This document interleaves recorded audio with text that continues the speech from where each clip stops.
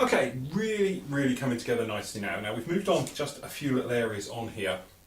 To start with as well, we've put these little auxiliary doors, the ones in the bottom, they've been installed in there. Speed brakes, obviously we're doing ours closed, so we've put those in.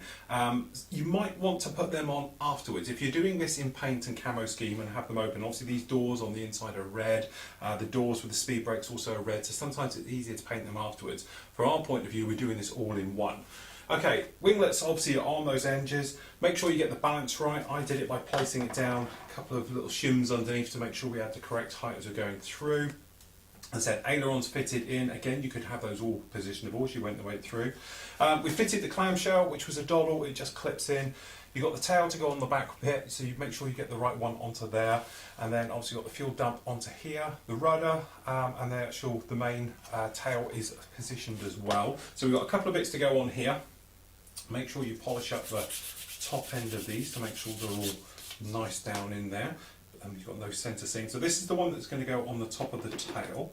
So what we do is going to grab a little bit of glue and pop it down in the inside here, a little bit on there, and we can fit this on.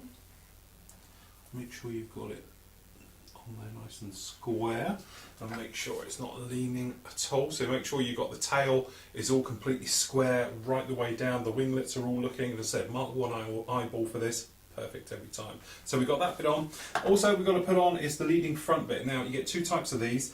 Checking references, to be honest, we're back to this old favourite. If you saw the big Phantom build, the 132nd, but we got Danny Corman's Uncovering the F4 Phantom. If you haven't seen this book before, as I said, we used it loads and loads and loads. But as you see, you've got great references flicking through this right the way through. And obviously, because we're doing the BN type, this cockpit area, as you can see all these photos, really make a difference. But what it does do very well is explain the differences between the twos.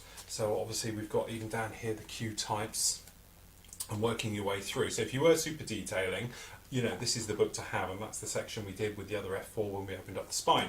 So there we go. But looking through, you know, this particular type of the Phantom, they seem to all have little quirky little things with them. So even though it's the B type, doesn't mean the B type is exactly like this. There was a little bit of difference between them all. Hence putting this leading edge bit on the front of the tail. So again, he's just going to sit on. So we just want to make sure he's nice and clean. Okay, and we'll pop that on in a moment. We'll just sit straight onto the leading part. We just want to make sure that is in nicely before we fit that on. But there we go. That takes care of really the main parts of this. We've still got to do the nose wheel, which will get fitted in a minute, and we've got to put these little areas in here. And this is where the launch cables are attached to it on the early one. The only trouble we did have a little bit of playing around with is these front here. These are the auxiliary intakes for the electrical. They're the cooling scoops. Okay, fitting them in wasn't exactly brilliant. They're not exactly the best design in the planet. I think maybe put a little tiny bit of liquid poly sort of thinners in there just to sort of mould it in a little bit and make them a little bit of a nicer fit. But you might be able to see just under the front here we've got a tiny little hole just down there we want to take care of. But there we go, that's the basics of getting that one together. So what we're going to do in a moment is go around it, get it all in, and then we can check it all over, make sure all the seam lines are all correct and everything else. Then we can come back to the cockpit area, which we've been doing right here. So we've got the ejector seat, I've just painted up yellow and black handles, a little bit of red. Pretty basic in the way of detailing, but again, once they're in there, you're not going to see much because you're going to see the crew in the top of the seat. So they don't have to be anything particularly flash. But certainly then we can work on the cockpit area, making sure we get all that detailed up and finish exactly how we want and everything else. So then when we come in, we get the crew installed into it, the canopy onto it, mask it up totally, and we're ready for paint. Okay, so with the F4 taking shape, we can see we've got the belly ones all in. We're all happy how it is underneath. A couple of little things we need to do. This particular one we'll be doing is in-flight, as we know, and everything else. Now, they don't technically carry the outer wing drop tanks when they're usually on around the carrier. I know with everything there's all exceptions, but normally the outer wing tanks on naval aircraft is used for ferrying them out to the aircraft carrier and then returning home. Realistically, they don't carry them, so we've got these small little holes here. So what we're going to do, just going to grab a tiniest little bit of filler. You could just use a drop of super glue if you wanted to with this, but we're just going to fill these outer wing holes because they didn't even use the pylon. I know some people will say, well, what about the pylon? Well, that's purely because they didn't use it. Just make sure you push it all the way in. You want more than you actually need here. Okay, just like that. To be honest, you've got a big decal going to be going over there. You've got the stars and stripes bar, it's going to be right over those, but we'll take care of them anyway. So that's that done. The aircraft itself's pretty much done now. So what we want to try and do now is get the cockpit area all in, because what we've got to do is obviously get the seats installed, get the crew installed, get the canopy on, it all seated nicely so we've got no seams running around the outside and all those sort of areas you can see. Okay, so the big thing we've got to do is obviously the crew. Now the crew, we just stick that down there like that, are pretty basic, to be honest. They're nothing exceptional, as is the seats. But by the time you've got the crew and the seats installed with his helmet and the canopy shut, you're not going to see much going on. There isn't a lot of room around the shoulders. It's not like if you're doing something like an F-16 or something like a modern aircraft where you've got nice big open canopies for good visibility for the crew. This one, they're pretty hunkered down in there. So really, that's why I haven't bothered going down the route of using aftermarket seats and a nice aftermarket crew, because there is some great ones out there, but just for our purposes of what we're doing here, I think it's going to be a little bit of a waste of time. So first up, we just have a quick run through. Now, obviously you can spend a lot of time doing crew figures, and I'm by no means a figure painter, as we all know. All right, so what we've had, this has had one coat already of just normal green paint. Now this has had a coat of XF26, which is this sort of greeny, it's a funny green colour, but I quite like it because it's the sort of flight suit green.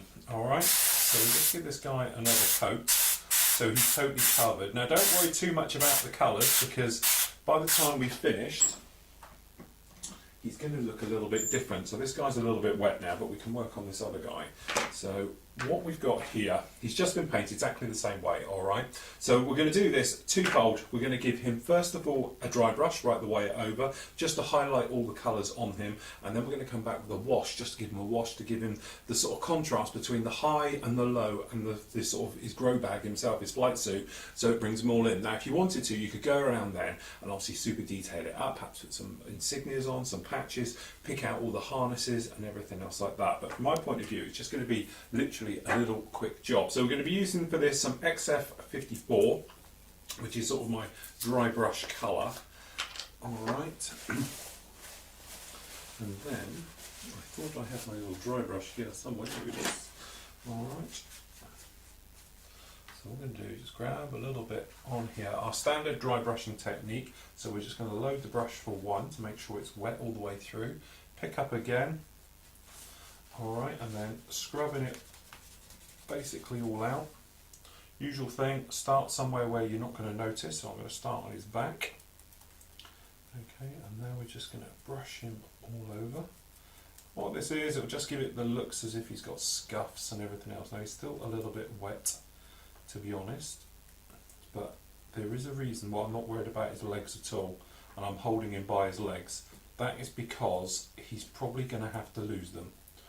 Now, take the small children out of the room, because what we're going to have to do is a little bit of surgery on these guys to get them in, and that is basically cutting off their legs, purely because we want to fit them to the seats with the harnesses on and just drop them in. So we are going to have to do a little bit of surgery and manoeuvre, take his legs off just below the knee. Sounds horrible, I know, but trust me, as we all know, it's only modelling, it's not real life. Alright, so we've got that on like that, pretty good. So what we're going to do is our Indian ink wash. Excuse me, been away for a week and everything's moved. Where's my Indian ink wash? Here it is. So all I'm going to do is just take this out. Nice thin brush, because we just let the capillary action do all the work on this one. Okay, and then all we're going to do is just brush it gently all over him. So don't worry, it will fade, but also it will darken up his flight suit and make it look just a little bit older, a little bit more warm and everything else. Now his helmet is a different story, you're going to see that, so we're going to take our time with that and generally making sure it's all correct. Okay, so we just let him like that, and then hopefully is just like this, exactly how we want. So it's just enough. If you've got quite a bit of wash, you don't want to do. This is just the Indian ink wash. As I said, it doesn't affect the paint or anything else. So that one on like that. We've dry brushed up the seats and everything that goes with it. Just get a little bit of that off. Onto the ejector seats themselves. But what we want to do is, in a moment, we're going to get him put on before his head goes on, get him seated into there, okay? Then we can make up some little harnesses like I can show you. We'll do two ways. We'll do the usual way. I'll show you using a little bit of lead and obviously using a little bit of milliput to put the harnesses over the shoulders. Otherwise you've got that big gap between obviously the seat and them, and in reality it comes right over. You don't have to do much, you're only putting it onto about here, but if you don't, it looks a bit funny because it's one of those things now, you're having it done, crew figures in, and if they haven't got it on, it's things like that which are quite noticeable. Other things, cutting off the legs and feet, we don't worry about because you're not going to see it. Things on the shoulders, you're going to see it a lot. Same goes with the helmet as well. Now the helmets we're going to take care of in a moment, but basically what we're going to do is paint it all white, then we're going to go around and pick out the colours and put the black on the visor. Now it's very small, very fiddly, so I won't be able to show you that well, otherwise I won't be able to do it properly. But that's all I'm going to do, and then what we're going to actually try and have a go at is put in the actual sundowners markings. They have like a red slashes coming through the front of the helmet as if it's going back. Okay, we're going to try and recreate that, which I'll show you in a moment. Now the other thing as well, whilst we're doing all of these, is the old canopies. Now, it's always a little bit of a bugbear, but really to get the correct moulding and to get that nice riveting detail around canopies and everything else like that, they have to be a two-part mould, i.e. it comes in from the side and does it like this. Drawback to it is we get quite a nasty seam line running straight down through the middle here. Now I'll drop the camera down just a little bit and then hopefully you can see somewhat what we're doing. What I'm going to do is show you a slightly different way. Normally I come along with a sanding stick, we sand it and then we move forward. What I'm going to try and do is a razor blade trick. So we've just got a flat blade razor here, okay. Pop it on and we're just going to scrape it down and take off the seam line that's in there, and not a lot else is the plan. Got the little bit behind it. Alright. Okay, taken off that seam totally. No problem at all, just like that. But you might be able to see it's going to be a bit tricky because of the glare of the cameras, but we have got a little mark down there. So what we're going to do, we're going to come in with a relatively fine sanding thing. So we just grab a new one. When I say new-ish. Okay, so what we've got down here, I don't want to use a totally brand new sanding stick, it tends to be a little bit coarse, alright? But we've got one of our other ones here, we'll just give it a clean on my trousers. Alright, so what we're going to do, this is the polishing type, the black one. So all we're going to do now is just going to use this and go right the way over. Now what you're looking for is that original seam in there as you give this a sand. Now normally, the one thing I haven't mentioned is to put some tape or some mask or something else like that, just like this, up inside here. It's really good practice to do this. Don't push it, otherwise it's going to splay, it's going to crack, but it's just good practice because it just helps spread the weight a little bit. And when you're pushing on, because many a time you're doing this, pinch together, crack your canopy. Good night, that's the end of that one. Okay, so then you have to wait for either a replacement or an aftermarket one. So all we do is give this a bit of a sand. Okay, have a look across it and down it, making sure it's all sort of even absolutely everywhere. If it is, then what we do, we're just going to switch back to our buffer. Looking for my buffer. Okay, so what we're going to do, using it dry, and we're just going to take out now the scratches. So what we've done, by scraping it takes out the seam line, that's no problem. But then we've got the scrape marks. So to take out the scrape markers, we've given it with the black polisher just over there, takes out the scrape mark, makes it all universal. The polishers are now coming in, taking out the marks that these are left behind. So it's like a multi-facet way of doing it, and it does seem a little bit of a hash going around it all, but it does work. But you do need to work yourself through the grits, okay? So then what we do, we just go on. We're just polishing up with this guy. Now I'm not going to wet these for the moment because we're going to use compound as well. But there we go, that's just by using all three of them. So if we manoeuvre it off, if you look at it now, bearing in mind we've got a little bit of glue tight marks on the inside. You can probably see, or hopefully you can see, we've got no seam in there whatsoever. There's no scratches, there's no distortion. Did you see through there? That's what we're on about. But what I am going to do is a little bit of this stuff. Now this is Tamiya's polishing compound. I love this stuff. So what I'm going to do, we're just going to grab a small piece of kitchen roll. Again, we're just going to pop this up on the inside just so I don't bust it. This goes for absolute miles, so you won't need any more than a smallest little daub like that. If you keep the lid on this, it lasts forever. Trust me, that's my second tube since I started doing this properly. So that's what, over 15 years now? Okay, so literally on like that, and then all we're going to do is give it a rub around. Now the thing about using polishing compound and stuff like this is that it gets rid of the problem of having to dip it. Now if you dip it, which when we're talking about dipping, we're on about putting it into a clear gloss to improve it.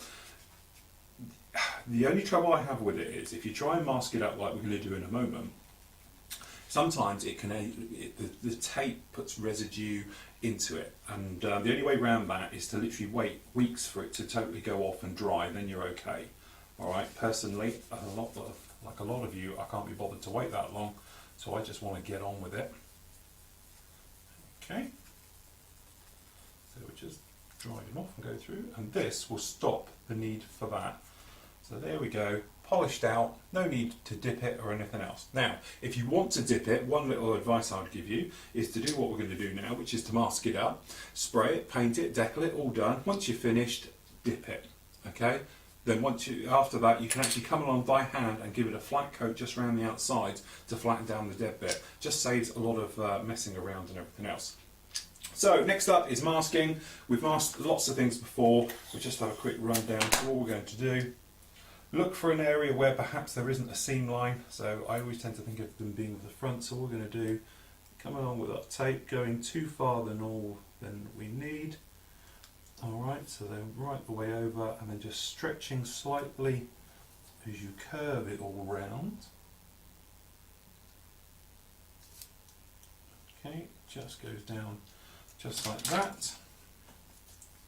And luckily for us, this is the same width, so nice sharp blade, not starting at the beginning, just slightly back from the front. Okay, and then from the other side. The reason for not starting in front of the tape is it stops it dragging. There we go, perfect on there. Again, not from the very front. Slightly back. First bit, and then I can reuse.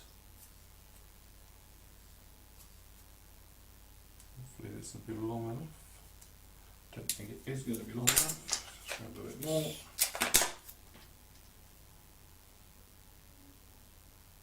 Okay. Happy as you are, because we're crimping inwards, you just do a little bit, hold it with your nail, and pull it around as you go.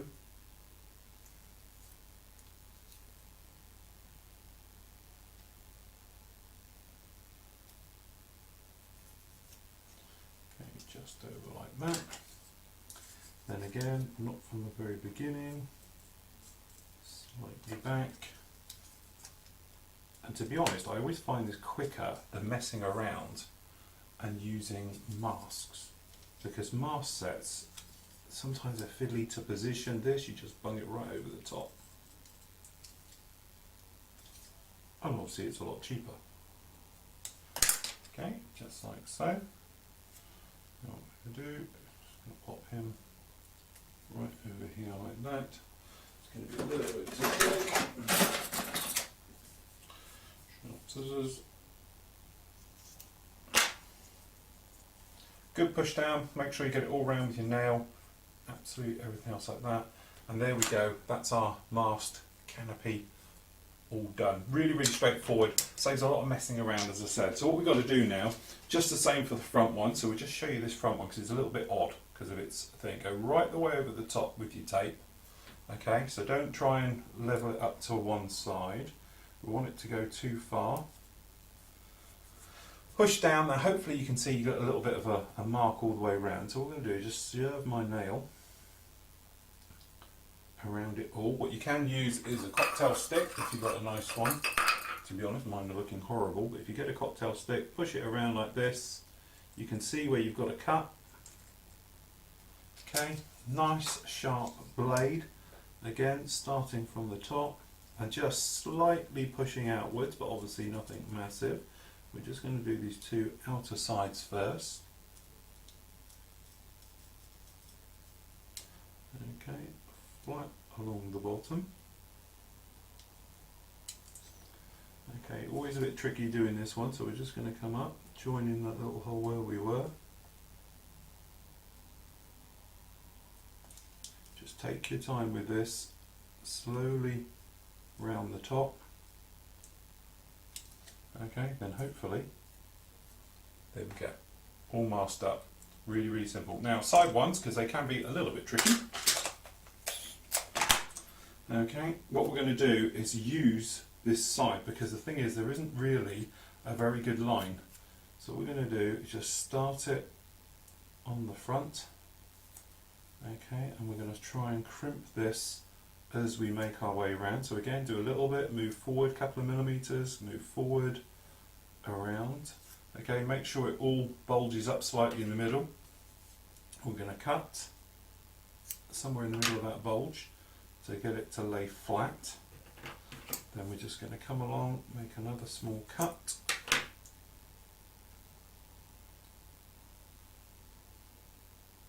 Okay, so we've got a tiny little bit of filling to do. I've slightly cut it too close, if I'm honest, alright? Okay, I will fess up to that. We should have stayed a little bit away. And then all we're going to do, hold it up to the light, so obviously you can't see this, but I've got a light source just here. Okay, and then you should be able to see the barring. Okay, so just follow it along with your blade. Okay, and then same with the other side.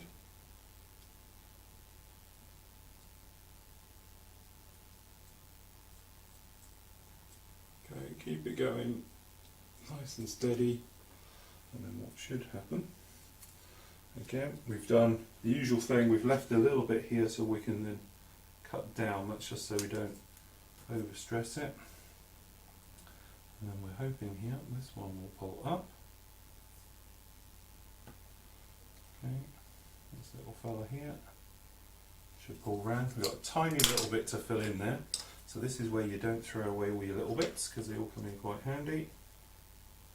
So we're just going to come along, fill in, tug it down so it just conforms, keeps the curve. Okay, other side done, just like that. So we're going to do the same on the other side.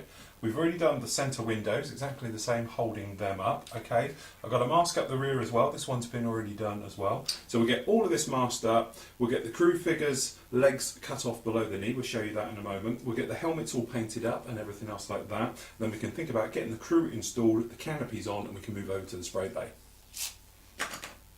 Okay, so crew going in now. So we've done the little pilot figure that we can see in there. It's a pretty basic on the helmet. We've done the oxygen mask grey, which we'll give him a little bit in a moment, and then we've done obviously his helmet with some sundowners markings with the red stripes going back and a black visor. We've got both the visors down.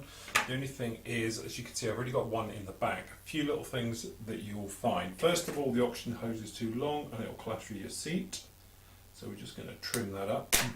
A couple of things you can do if you want to make an oxygen hose that goes off properly is that if you get a piece of wire, very thin wire, just twiddle it around something quite small, a little bit of rod, something like that. Okay, slide it off, paint it green, and it makes absolutely great. Great for doing bigger things. So if you've ever watched when we've done things like on the Phantom or on the F-16 in the 1/32 scale, that's what we tend to do with them.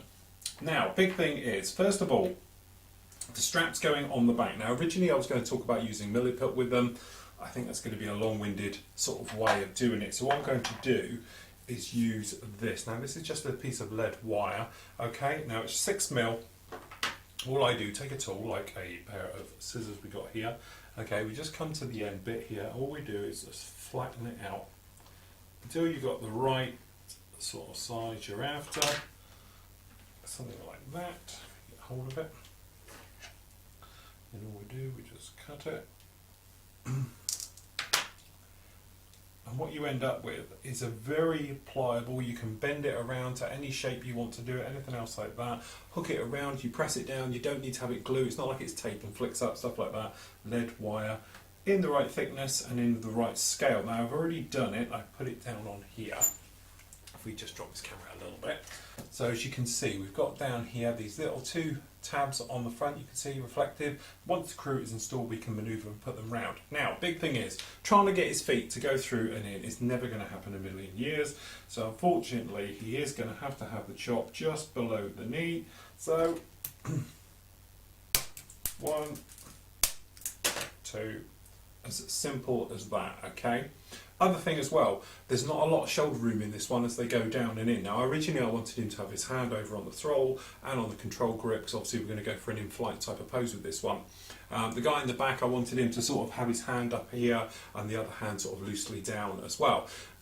Trying to get them in at the time is a little bit of a faff. So best way to do this, first of all, pop him on your seat. Now for speed I'm going to use a bit of super glue, but you can use obviously any glue you like, okay?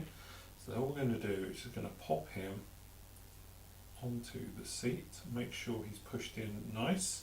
Okay, now you might be able to see, or I hope you can see, we've got the little straps on the back, so we're just going to grab our tweezers and we're going to pull those in and join them up, cut them a little bit short, should be a little bit longer, but it stops you having that thing where they just appear and don't go on. Now what you can do, touch of grey paint, we'll do it afterwards once he's in, just to touch those in and make them look quite nice. Now, fitting his head on, okay, you can do it now or after. What you need to do is lift up these little guys just here, okay, so we just pulled them up a little bit higher because they rest down and go too low down. And then what I'm going to do is, I'm not going to actually glue his head in position yet, so what we're going to do is just pop along, pop his head in. Now we're going to have him like he's going to be refueling, so I'm going to do a little bit of glue just on his neck joint just here. Okay, and then what we're going to do is pop his head in, and he's going to be looking slightly to the right. Okay, refueling things up here, I'm thinking he's good, concentrating, he knows what he's doing, he's got it in the bag, okay, and he's sat there. So that's him on there just like that, okay, that's exactly what we want. Okay, we'll just give it a couple of moments for him to dry and then we can try and shoehorn him in. Now, what I've also done, I've dislocated his shoulder. It's glued, his right shoulder, but I've dislocated it so I can manoeuvre his arms, get it into the right position, then once it's down and inside, I can pull it out a little bit. I know this is all sounding a little bit gross. We cut his legs off, we dislocated his arm, and I've just put his head on. But, trust me, it all works in the end. You might be able to see as well, we've installed in place this bar going over the top. We've used pretty strong glue on this one. We used a little bit of super glue just down the bottom, and I've used liquid action as well to get it all in there to grip. You don't have to worry about it fogging up because obviously the joint is quite higher than this one, but you can see it sits in there quite nicely.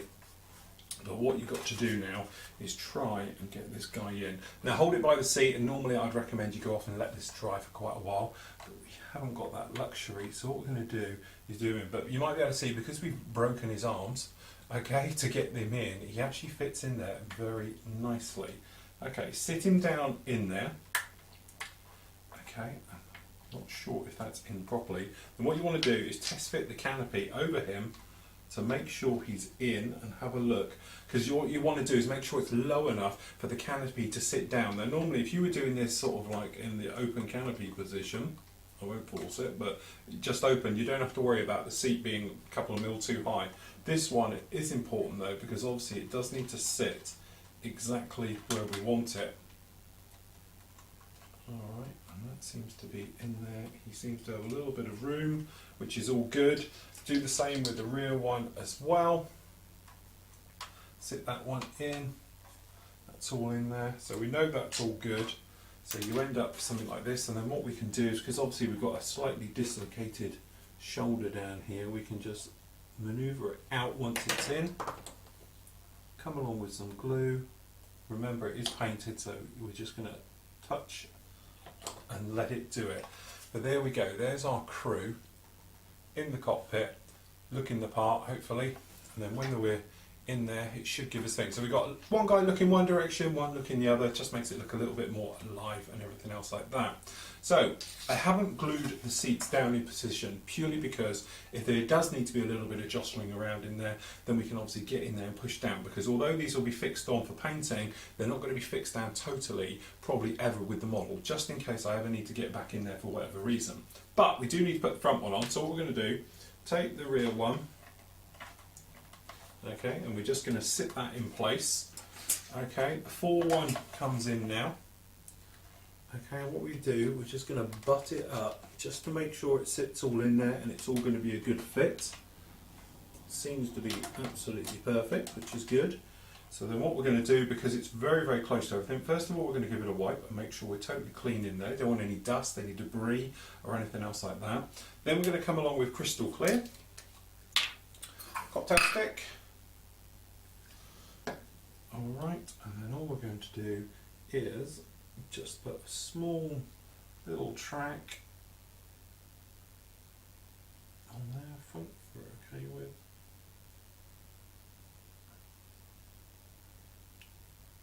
Okay.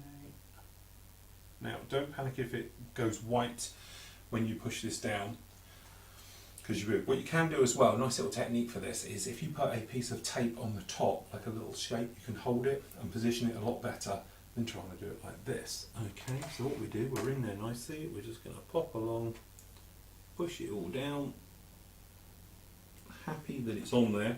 We're going to wait just a couple of moments for that to sort of bite, start to get a little bit tacky, okay, and then what we're going to do, the usual thing, come along with a cotton bud, wet it, nice and wet, holding the part up against the canopy, so you're sort of like this. Okay, and we're just going to wipe it over, just like so. There you go. Alright, and then we're just going to leave it. We don't want to knock it or anything else like that. If there's any gaps, things like that, we can come along with a second coat of the actual crystal clear, put it around it, wipe it off again, and that will take care of any seams. This way you don't have to worry about anything like fogging up, crazing or anything else if you're using any type of harsh glue. So that's that one done, with the back one on as well. All like this. We've got the tail planes, obviously they're going to be done totally separate. So this is our painted jet now, ready for paint, sorry. We're going to go around, we're just going to check all the rescribing lines, everything else like that, just literally popping along. Some of these we filled up perhaps around this area here, we just want to take care of. So all we're going to do with that is come in with a pin and just knock them out a little bit. Give it a total wipe over with a little bit of acrylic airbrush cleaner and all over it completely, and then that way it'll get rid of all the dust and debris from any sanding, things like that we've done. Then we can get on with some primer and paint.